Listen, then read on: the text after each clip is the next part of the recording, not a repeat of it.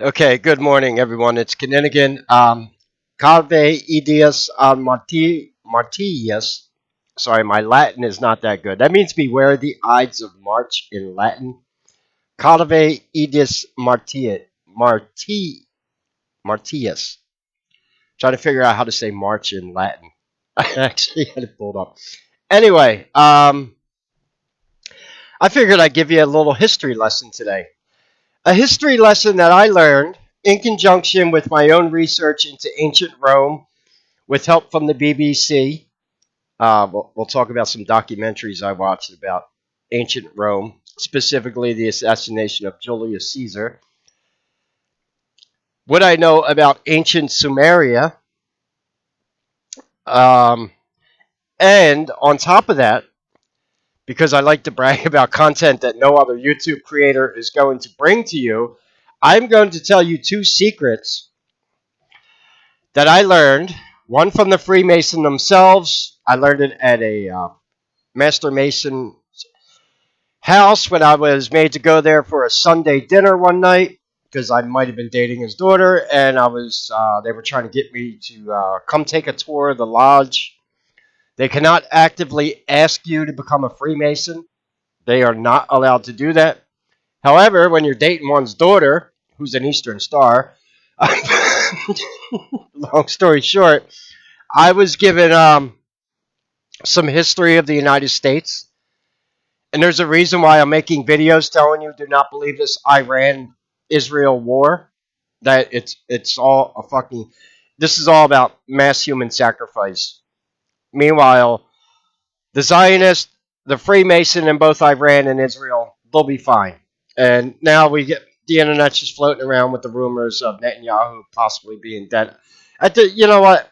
At this point, but what this video is about is something you did not know about monarchies and kings. Because if you did not know, the Ides of March actually has to deal more with monarchy and the idea of having kings, which was, remember when we had those recent no kings protests in America? That was the stupidest shit I ever heard. Because when you know the actual real history of the United States that I'm going to teach you, and the other secret that I learned was from years later. I would work at a debt collection agency run by members of a secret societies, because that's when I actually, one of my managers was not a Freemason. He was a Jesuit. In fact, he was a member of the Knights of Columbus.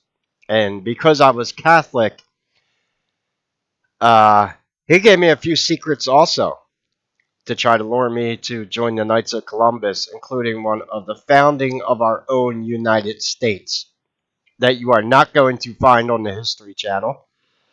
And what I'm going to teach you about the Civil War, you're not going to find on the History Channel. These were taught to me by members of secret societies, and I'm going to pass them on to you. So please share, like, subscribe. I always need cigarettes. I tell people that, so if you could support the channel, I'd appreciate it. Secondly, thanks to I got an alert from YouTube today that I just hit 10 channel members. Yes, I do have channel memberships turned on, and I just picked up 10 members. They gave me an alert for that. I unlocked some achievement. So thanks for the support. I appreciate that.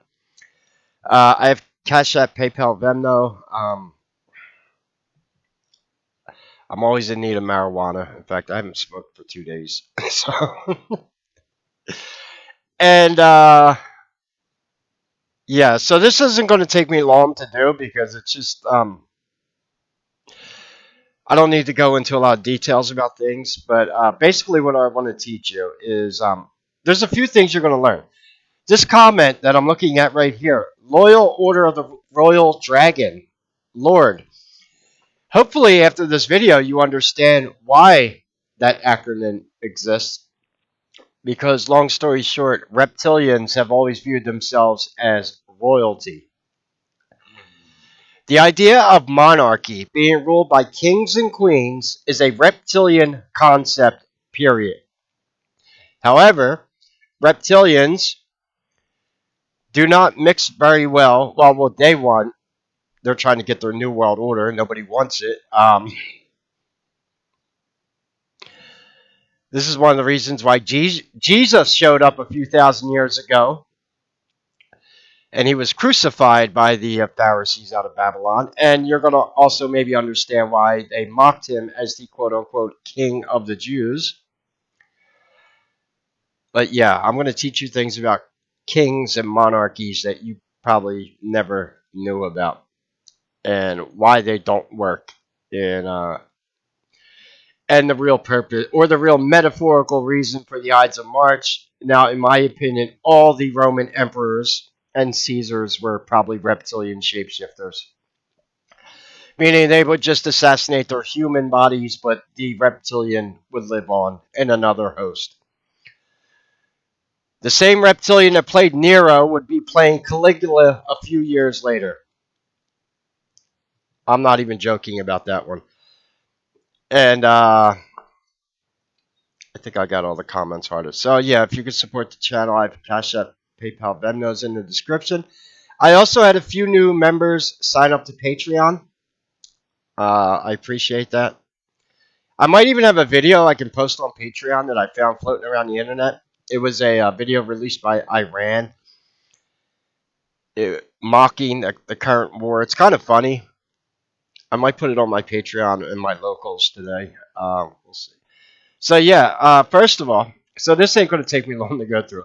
Today, March 15th, Julius Caesar assassinated on the Ides of March. Now, according to the mainstream reason why he was assassinated, on March 15th, 44 BC, on the Ides of March, Roman dictator Julius Caesar was assassinated by Roman senators. By the way, those lectures are on my YouTube channel, Roman and Greenland Theory. We are still under Roman rule. You want to know why our current government has quote-unquote senators, and they sit on quote-unquote Capitol Hill, like the seven hills of Rome? Yeah, symbolism right in front of your face, okay? Including Brutus and Cassius, who feared Caesar was working to establish a monarchy. Now, here's where things are going to start to get crazy, because he was accused of trying to form something that the New World Order has always wanted. They always wanted a monarchy. And this has to deal with the idea that reptilian shapeshifters, to keep their hybrid bloodlines, and they still do that to this day, and that's basically the term, keeping it in the family, where because you're not going to be able to have a true monarchy if you have a constitutional republic where anyone could run for president of the United States. Yeah, if you think you can. Where they have to, and then there's this whole idea of the royal bloodlines going back. I'm not going to go through all the royal bloodlines. They exist. There are 13 Illuminati bloodlines. The one that's probably the most important today for what the political events going on specifically with Israel, that's the Rothschild bloodline, or the Ashkenazi Jews. So yeah, the idea was Caesar was trying to create a monarchy. Here's where things are really going to start to get crazy, and it's not going to take me long to go through this, because basically, I think when you're spouting facts, it's easier to tell the truth than to go back and backtrack on bullshit, and that's not what I do. I'm pretty concise with the information I give, although I do rant a lot, so I do kind of fill out my videos, because I can go through this in like less than a minute, and what fun would that be? So, monarchies. Now, I want to tell you something right now, and this isn't a joke. All roads lead to Babylon and the reptilians. So we're going to go through a little history. Where do kings originally come from? They come from ancient Sumeria, the Anunnaki, and the Ajiji. The first king on planet Earth, who apparently descended from heaven. Yeah, that's the Amana Elish, the creation, the Babylonian myth of creation, that the gods descended from heaven themselves. And so the idea of a king is supposedly someone who's anointed by God, or gods, let's go plural for this, gods themselves. There's part of your answer why Jesus was mocked as the quote unquote king of the Jews. But the first king in earth was in Eridu, that's a Sumerian city, and that was Alulim. I know Sumerian is not that easy to pronounce. Alulim, and he ruled for 28,800 years. This is the Sumerian kings list. Now, I've done lectures on this. Why is the Sumerian kings list a problem for modern day researchers? Because some of these kings ruled for 50,000 years at a time. One king ruled for 108,000 years. That was the divine Dumunzi. And here's the whole list of different kings that served according to their history. And this becomes a problem because when you add up all the kings from ancient Sumeria and how long they ruled for, you are left with a list that gives you 134 kings that ruled for a time span of about 250,000 years.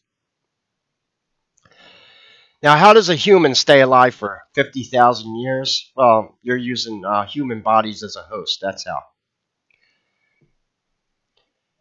And this is, however, Babylon would eventually fall.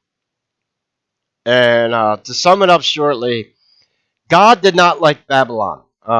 If this might be news to you, maybe some of you have read the Old Testament. I have a Catholic Bible, which contains both the New Testament, the Old Testament, and it's divided by the it's the part of the book that talks about Solomon. But I have an authentic Catholic Bible. It's almost 100 years old. I love that Bible because it contains the Old Testament, the New Testament, and the I think it's the Songs of Solomon, and it's actually printed on hemp paper, which is really cool. But the reason I'm bringing up Solomon, what was Solomon called? He was called a king, right? But Solomon was a magi. He was a magician. He commanded legions of demons.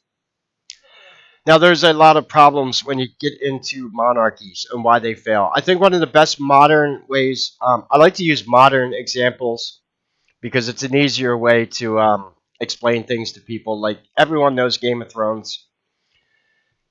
Go, well, if you haven't watched it by now, I don't know what I'm spoiling, but long story short, you're taught in Game of Thrones that kings become very screwed up in the head. King Joffrey, Aegon, the Mad King. Mainly, this is due because of trying to protect their bloodlines. It leads to incest. We know that human beings, we need to diversify our DNA. When you inbreed over generations, you people get screwed up. This is the problem with royal bloodlines. Okay. So when you go back to like ancient times and going back to Game of Thrones, why were certain people in positions of power called lords? And that ties in with Loyal Order of the Royal Dragon, royal bloodlines, descending from the original 13, Illuminati families, where they try to quote unquote keep it in the family, where you would have houses or House Stark and House Land, but basically two lords would marry their children together to and you just get the idea. And there's the idea of the caste system, which happened in Rome. 80% of the people in ancient Rome lived in poverty, or they were slaves. That's just a fact. So this becomes a very the Sumerian Kings list. The lectures on my YouTube channel, I believe, and this was a big problem for me. Mainstream historians that they try to debunk this. Yeah, good luck with that one. so So we started out with kings, and it was a very reptilian idea that they can keep the hybrid bloodlines pure, instilling their own kings as rulers. Um, which would eventually be each one of the Anunnaki created by the Ujiji. They would just take on roles as kings, and every one of them had a ziggurat built to them for devotion. Now, royal kingship in ancient Sumeria wasn't exactly the same as like medieval England. Obviously, wasn't the same, but there was a reason why even up to this day, royalty in England is still there. It's not just symbolic. I don't know if you believe that bullshit. It's not. That's just to give the illusion in Britain that Parliament runs things in that country. No, they don't. Because I might have been taught that by a secret society. Like, yeah, well, okay, here's how things really go, kid. So we'll get to that in a second. So here's a very long text. Now, here's what's interesting about this text. This text in itself is a conspiracy. This is the Annals of Rome by Tacitus. Have I read the whole thing? No. This whole thing, the Annals of Rome, are there are 16 books, and they are massive. I have no idea how the hell Tacitus wrote this in ancient Rome with a pen and quill, considering that it's millions of words long.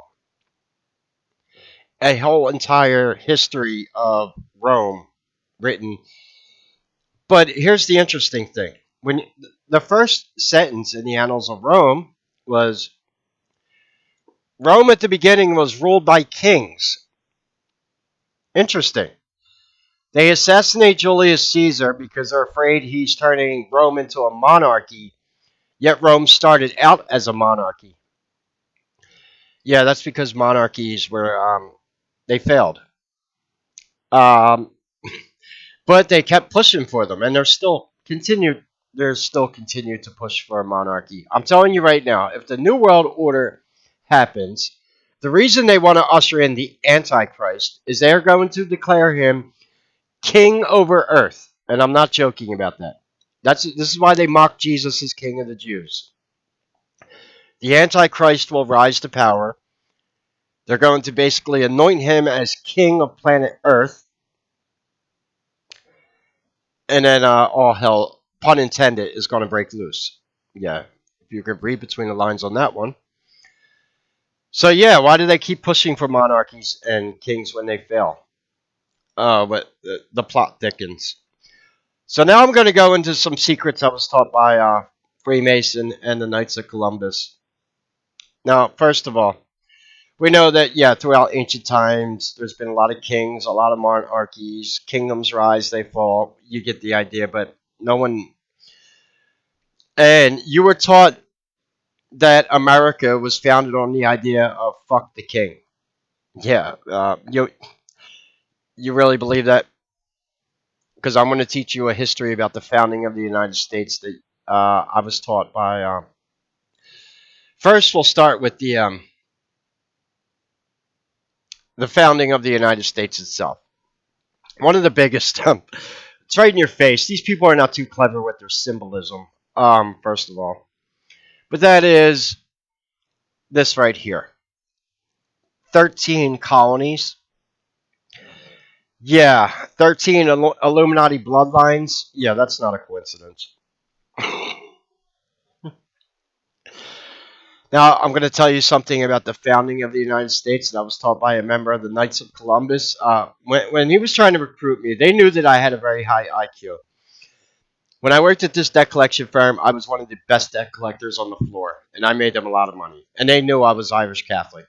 But they don't care. If you work for Zionists, they don't give a shit if you're Irish Catholic. If you're making them money, like I did, it's all good. They realized that they weren't going to convert me to Protestant. The Freemason already tried to do that because I had a nice long discussion with the member of the Knights of Columbus about my history with the Masons and dating Master Mason's daughter. And he's the one that explained to me, yeah, Ken, they were trying to get you to go to a Protestant church because you cannot be Catholic and a Freemason because they believe that Catholics go to a confession booth every Sunday and confess their sins.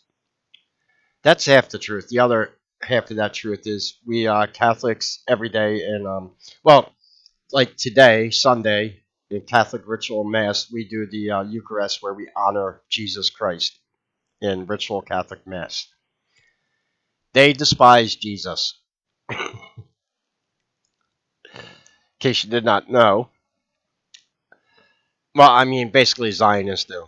Now, secret societies of the Vatican are a whole different animal than the Freemason are. Now, he told me a few things, and I'm going to tell them to you right now.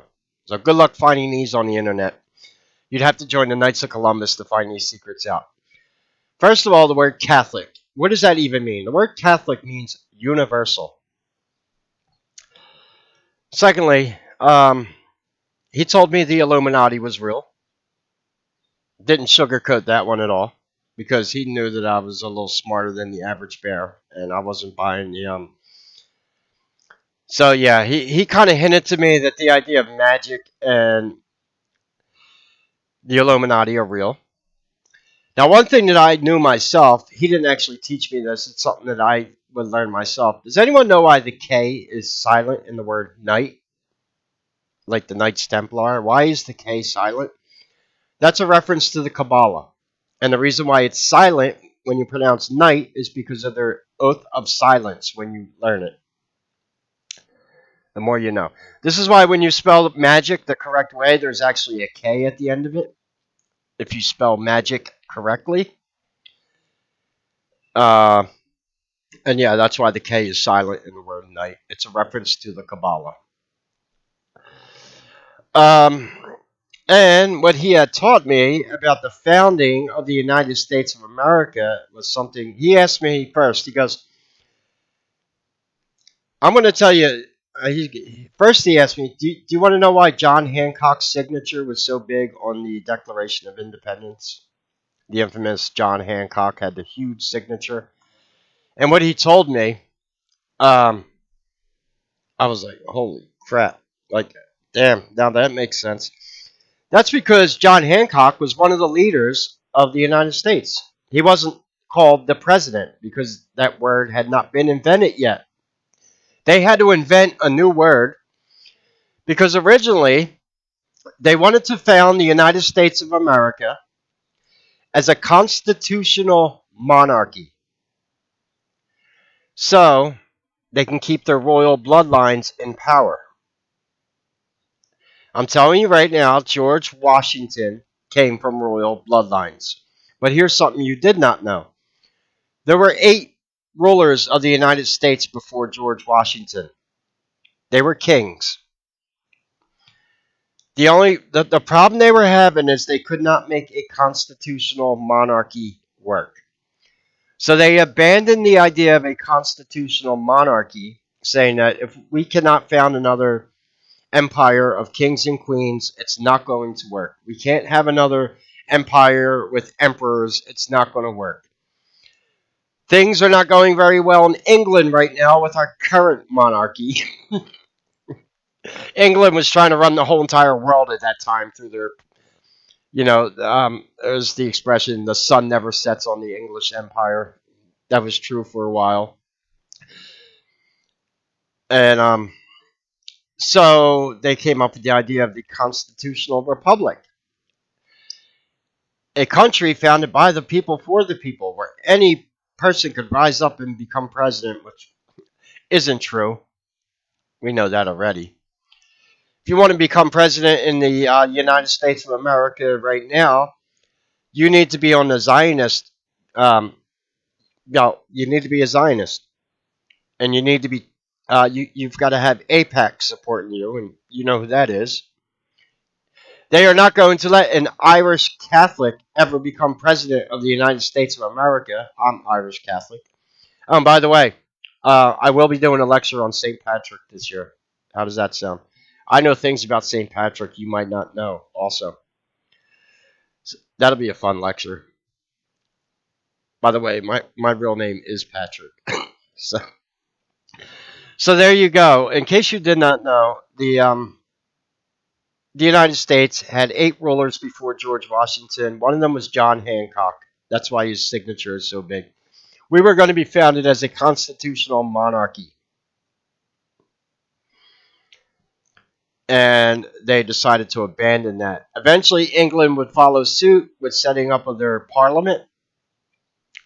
But they would still have the monarchy ruling in the background openly. Also, they didn't hide it. They just told people, "Oh, the monarchy, it's symbolic. Don't worry about Queen Elizabeth. She doesn't have King Philip. He has no power, or yeah, whatever." Yeah, we all know that's bullshit. So there goes a little history about the United States and ancient Rome. You may not have known about. Now here's what I had learned from the Freemason. This picture I would find years later after I was taught this by Master Mason, and it sent a chill down my spine because it basically confirmed that everything he was telling me then was absolutely 100% true, and that every war, including the American Revolution, the Civil War, Vietnam, World War One, World War Two, Iraq, Iran, and Israel today, they're all bullshit. And now they didn't tell me this directly, but they're all just basically mass human sacrifice for the profane and goyim to go die in. Profane is non-initiated. That means people who are not Freemason. They refer to us as the profane. What are you looking at? You're looking at a Union general and a Confederate general standing next to Abraham Lincoln on the left and the right, and you'll notice they have their hands inside their jackets. What is that? That is symbolic of the hidden hand. That is the hidden hand of Freemasonry. I was taught by a Master Mason that during the Civil War, Freemason on the North and the South did not kill each other. They identified each other on the battlefield and would not shoot each other in battle. I was also taught that during certain days of the month, they would lay their arms down in front of Masonic temples and meet inside on the level. Meaning you'd be sitting in the Masonic lodge right next to a guy you were just at war with on the battlefield from the north and you're from the south. And they would all meet together in the Masonic lodge, quote unquote, on the level. Meaning that quite possibly Abraham Lincoln himself was a Freemason or a Jesuit. Either members of secret societies, though, because around we did have a very strong presence from the Vatican throughout the history of the United States, the Jesuits. So it's not just the Masons. Even our founding fathers had memberships to other secret societies. Benjamin Franklin was a member of the Hellfire Club.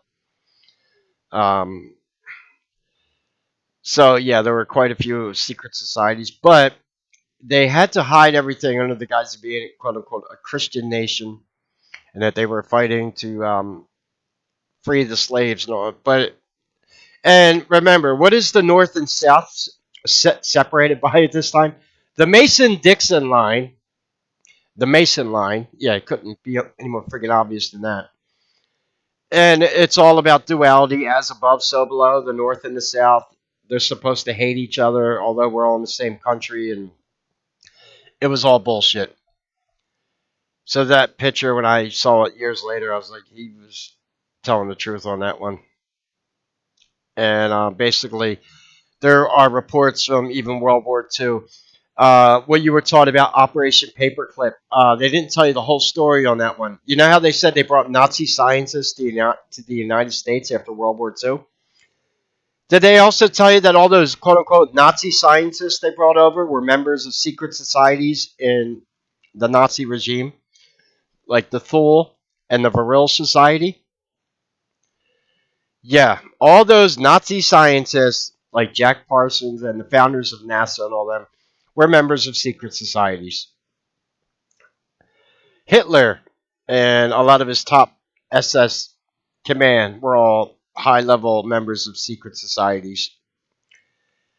And the whole idea was, that goes back to Albert Pike, Freemason, 33-degree Freemason, who also founded the KKK. And I think he's kind of know the history from there. And basically, all these wars are nothing but mass human sacrifice, where the members of the secret societies um, play both sides.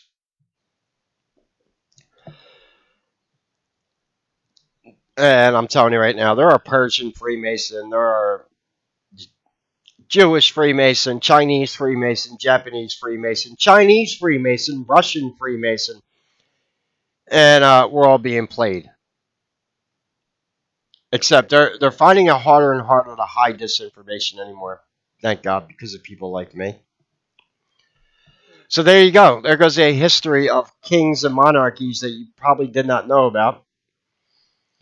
And monarchies ultimately always fail. So do dictatorships. And this is why they need to sell you the illusion that we live in a constitutional monarchy. But did anyone vote on a war with Iran? No, this is the other problem that the United States is having right now because a lot of American citizens are pissed off that they are not doing what we, the people, want. They're doing, it appears that they're only doing what Israel wanted. Fuck the American citizens, right? And this is what happens with dictatorships and monarchies. Their arrogance is their downfall. Not only that, they tend to get very paranoid. This is why you go to a country like China, the CCP. If the CCP is so great, why do they need to spy on all their citizens 24 hours a day? Because they're paranoid. That's what happens to tyrants. Eventually, now a lot of what I learned about the history of Rome, I learned from watching BBC documentaries. There's one thing the BBC does very well. It's teaching people about ancient pagan history. They're great at it. In fact, I've watched this documentary right here, this 4-hour documentary hosted by Mary Beard. That's where I learned about the emperors of Rome and kind of how after the Ides of March and the assassination of Julius Caesar, um, Rome would never be the same after that because they couldn't figure out how to get it to work correctly, and this is why they would eventually hide the downfall of the Roman Empire. It would reemerge as the Catholic Empire, with moving the Roman capital to Constantinople. And then obviously you have the Vatican being set up in ancient Rome. Catholic history right there. However, you find out a lot of these Roman emperors were very screwed up in the head. They didn't have very long reigns. Nero, Caligula, Tiberius, Emperor Tiberius. Yeah, I learned about Emperor Tiberius in this documentary right here, and the way she just explains how screwed up he was, like nonchalantly. That's what I love about the BBC. They're very good at it. Epstein Island has nothing on Emperor Tiberius. If you did not know, Emperor Tiberius had a villa, a private villa on Capri Island that he ruled from. He wasn't actually in Rome, he was on Capri Island. He had a villa, and he was a very well known pedophile. He had a group of boys that would constantly follow him around. He called these little boys his little fishes because when he would take baths, and if you know what a Roman bath is, it's basically like a huge heated swimming pool. He would have a group of boys dress up as fish, and they would swim around inside the baths with him and nibble at his genitalia. I learned that in the BBC documentary. Hey, don't hate the messenger. I'm only telling you what I learned from watching. So Epstein Island had nothing on Emperor Tiberius and his pleasure villa in Capri Island. I'm telling you right now. That was another thing that led to the downfall of open paganism because humans, and part of being human, is that paganism doesn't work. Sacrificing humans and animals all day, it doesn't work. We know that wars, people get post traumatic stress disorder from war. It's not in our human nature to want to fuck and kill everything. Sorry for being a little upfront there, but that's the truth. And that's all we get with a lot of these perverted Zionists. Where, screw human life, screw children. We're going to do whatever we want, whenever we want. And eventually that would be the downfall of kings and tyrants, but they're still pushing for it. And I'm telling you right now, the whole reason for all this and what their New World Order is all about is so they can finally get their king on planet Earth, like they had in ancient Sumeria. And that king is going to be known as the Antichrist. And that's kind of all. I don't think I have any more. I told you a few secrets from the Masons right there about our history, and a few secrets from the Knights of Columbus.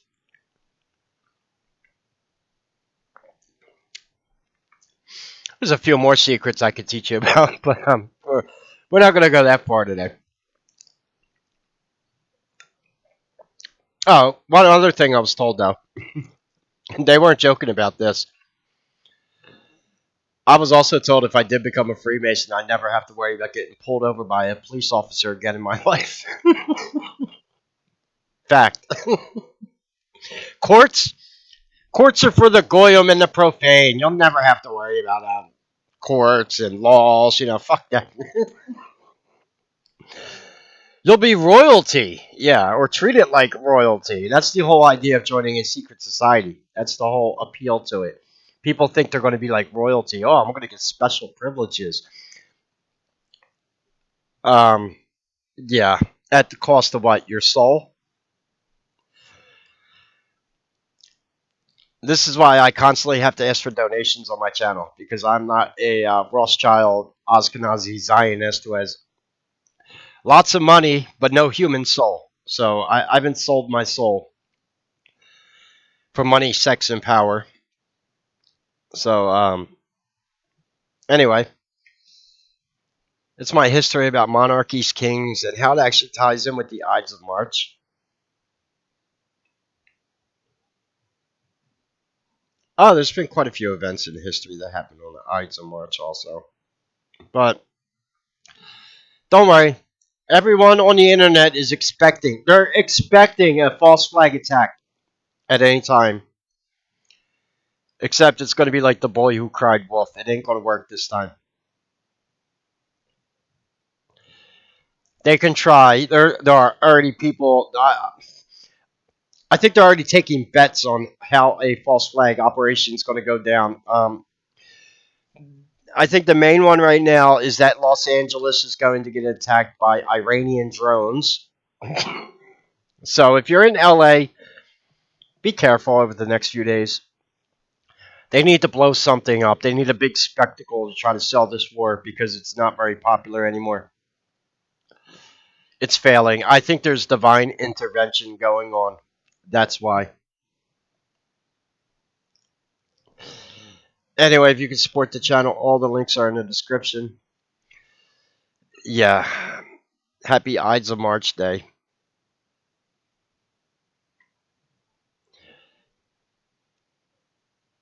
And yeah, there will be no monarchy on planet Earth.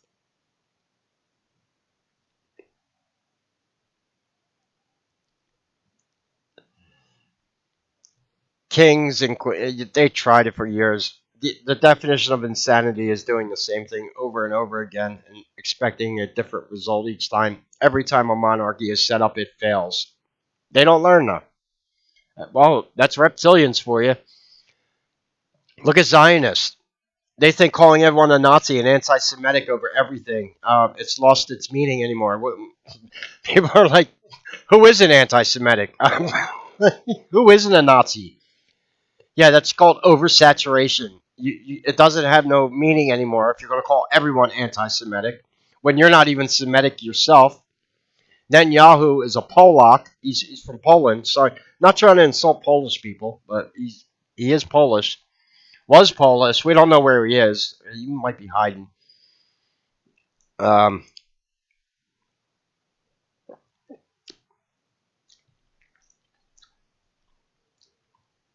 anyway, we don't know where the current king of Israel is right now. He's hiding somewhere. Yeah. Anyway, any questions or comments, leave them below. If you could support the channel, all the links are in the description. I'm trying to raise about $33 so I can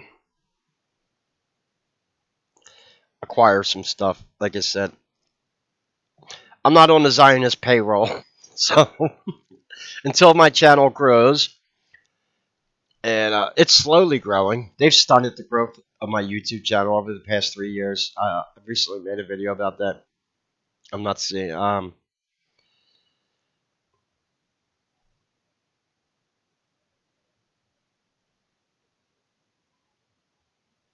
Yeah, it's BB dead. That's a talk of the town around the whole internet today.